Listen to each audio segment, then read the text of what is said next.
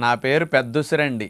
కార్తీక మాసంలో వనభోజనాలు చేస్తున్నారు గానీ, నాకు నమస్కారం పెట్టడం థాంక్స్ మాత్రం మీరందరూ మర్చిపోతున్నారండి. మీ తాత ముత్తాతలందరూ శ్రద్ధగా నన్ను పూజించేవారు. మరి నేను ఎంత లాభం చేయకపోతే నన్ను పూజిస్తారో తెలుసండి? హయ్యెస్ట్ విటమిన్ సిని కలిగి ఉన్న ఆహారాన్ని నేనేనండి. మరి నాలో అనేక ఔషధ గుణాలున్నాయి. మీకు రక్షణ వ్యవస్థను పెంచడానికి, దెబ్బలు పుళ్ళు గాయాలైతే మాన్పటానికి, మీ లోపల రిపేర్లు క్లీనింగ్ బాగా చేయటానికి, మీ ఆరోగ్య సంరక్షణకు నేను అద్భుతమైన ఫలితాలను ఇస్తాను. కాబట్టి నన్ను ఈ కార్తీక మాసంలో పూజింపి సంవత్సరం పొడుగునా తినమని ఆచారం పెట్టారు. నన్ను మాత్రం కాయలుగా ఉన్నప్పుడు వాటిని తీసుకెళ్ళి మొక్కలు కోసి ఎండపెట్టి సంవత్సరం పొడుగునా దాచుకుని మీరు ఆ మొక్కలు సప్పరించటం, పొడి చేసుకుని ఆకటం చేయండి. ఫ్రెష్గా ఉన్నప్పుడు తినడానికి ప్రయత్నం చేయండి.